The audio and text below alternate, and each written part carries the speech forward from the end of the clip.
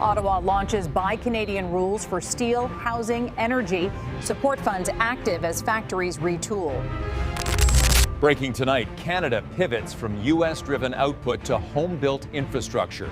New orders begin now. Breaking tonight, Canada just declared economic independence, and Washington didn't see it coming. It's official. The factories that spent decades forging steel for American pipelines, American cars, and American infrastructure just received new orders. Build for Canada. Not America, Canada. In a powerful interview that aired hours ago, Industry Minister Mélanie Joly laid out what could be the most transformative economic shift in modern Canadian history. A pivot from steel for America to steel for Canada. She didn't announce it with fanfare. She said it calmly, with absolute confidence, and with surgical precision. This is the moment Canada stops waiting for American demand and starts defining its own. Because what Joly outlined isn't just industrial policy, it's a declaration of sovereignty. The same vision Prime Minister Mark Carney has been building toward since his first day in office. And this time, it's not rhetoric. It's tangible, it's funded, and it's happening right now. But the story behind this announcement, that's where things get truly extraordinary. Because this isn't about Canada rejecting America. This is about Canada making Trump irrelevant. Dear viewers, let me take you inside the interview that just changed the trajectory of Canadian manufacturing, because what Mélanie Joly revealed in that conversation isn't just good policy, it's strategic brilliance. The interview began with a straightforward question about protectionism, and Joly's response cut straight to the reality Canada has been facing for years. We're thinking about steel, aluminum, and lumber, she said, because we need to support the workers. Then she paused, looked directly at the camera, and added something that should make every Canadian sit up and pay attention. What we're seeing all across the WW world is heightened protectionism. We're seeing that in the US, we're seeing that in the EU, in Asia as well. Translation: the global economy just became a zero-sum game, and Canada is done playing by someone else's rules. For decades, Canada's steel plants were configured for one customer, America. Hamilton's factories produce specifications for Detroit's auto industry. Ontario's shipments cross the border on schedules dictated by Washington's demand cycles. Alberta's production lines calibrated output based on American infrastructure projects. Every contract, every shipment, every production run designed around American standards. But then Trump's tariffs hit, and suddenly that dependency became a liability. Joly called it out for exactly what it was: a turning point. The problem we have right now in our steel industry, she explained, is a lot of our steel plants have been developed on a model to serve the U.S. auto market, and the type of steel they develop is not necessarily the type of steel required for construction. Read between those lines, our entire industrial capacity was built to serve someone else's economy, and now we're reconfiguring it to serve our own. Here's where the story accelerates, because Joly didn't just identify the problem. She detailed the solution, step by step, with the kind of specificity that separates political rhetoric from actual governance. We're coming up with new major projects, she continued, such as LNG pipelines, things that will require a lot of steel. We need to help our steel plants pivot and adapt to produce the type of steel that is required. Then she named names: Algoma Steel in Sault Ste. Marie, Dofasco in Hamilton, Stelco Metal. These aren't abstract concepts. These are actual facilities with actual workers receiving actual government support to retool their production lines. And the mechanism? A dedicated fund. Direct government investment to help manufacturers transition from American specifications to Canadian infrastructure needs. From auto-grade steel to construction-grade steel. From Detroit's requirements to Ottawa's priorities. But here's the detail that reveals Carney's strategic thinking. Joly acknowledged the transition won't happen overnight.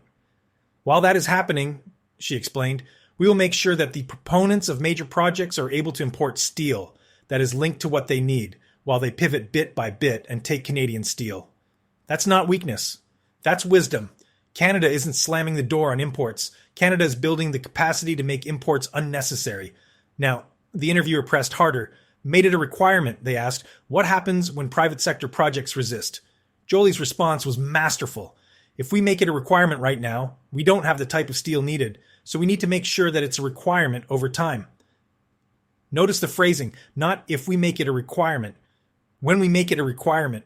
The policy isn't under debate. The timeline is being managed, and she backed it up with evidence. I've already started these conversations, for example, with Atico, which is an important pipeline proponent for a big LNG project, to make sure that they're able to build quickly, because that's what we need.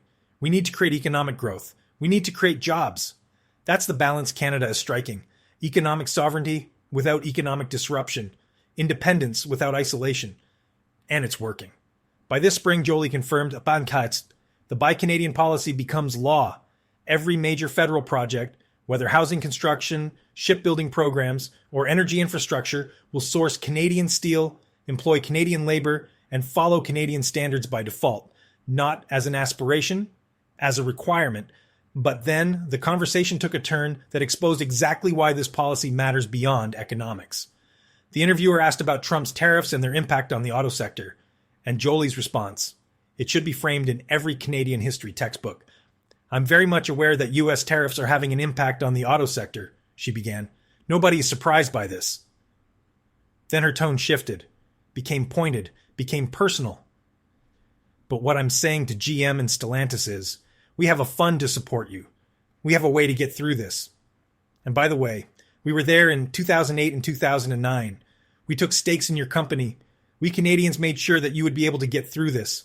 A lot of Canadian taxpayer money was involved. She let that sink in, then delivered the line that should be echoing across every boardroom in North America. Now, it's time for you to be there for Canadians. That's not a request. That's a reckoning. Canada bailed out these companies when they needed help. Now Canada expects reciprocity. And if they won't provide it, Canada will find partners who will. Dear viewers, this is where Carney's grand strategy comes into perfect focus, because every move his government has made since taking office, from the $1 trillion infrastructure plan to the housing initiative to this Buy Canadian pivot, they're all parts of the same design: economic independence. Not through isolation, but through insulation. Joly even addressed it directly. When asked about the broader implications, she said something that should resonate with every Canadian watching tonight. Everyone has the maple leaf tattooed on their hearts right now. That's not nationalism for nationalism's sake.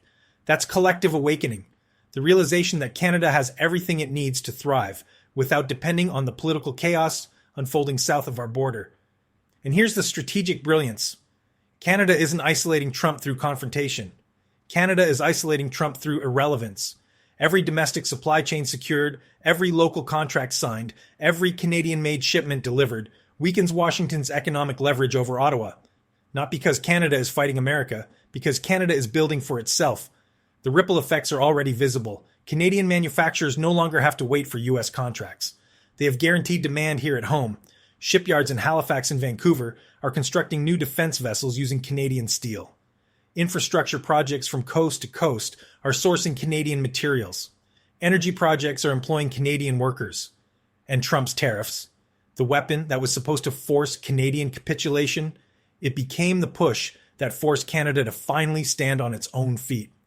That's the irony Trump will never understand. His protectionism didn't weaken Canada. It liberated us. Now you might be wondering, what happens next? How does this play out over the coming months? Here's what the evidence suggests. As Canada's domestic production capacity increases, American leverage decreases proportionally. As Canadian supply chains mature, Washington's ability to dictate terms evaporates. And as Carney's economic vision takes shape, Canada becomes not just stable, but strategic. A nation that other countries want to partner with precisely because we're not beholden to American political cycles. The world is watching this transformation because what Canada is demonstrating right now isn't just possible for middle powers. And here's why this matters beyond Canada. The global economy just became a survival game. Protectionism everywhere you look. Economic nationalism rising on every continent. The countries that make it through, they won't be the ones throwing punches at the trend. They'll be the ones who saw it coming and built themselves a foundation that can't be shaken. And Canada, we're writing the playbook. Joly ended the interview with a statement that should define this era of Canadian governance. This is about making sure we protect our own workers and our own industries. Simple words, profound implications, because for the first time in generations, Canada's industrial policy isn't asking what America wants. It's asking what Canada needs.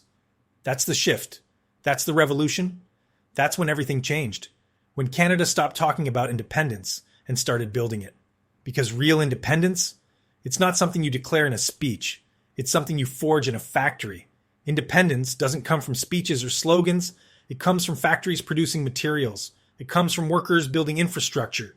It comes from governments implementing policy that prioritizes national interest over diplomatic convenience. And today, every one of those elements belongs to Canada. This is Canada Next, where we don't just report what's happening, we explain why it matters. Because this story, this interview, this policy shift, steel, aluminum, lumber, materials on a spreadsheet, but strip away the economics and you see what this really is.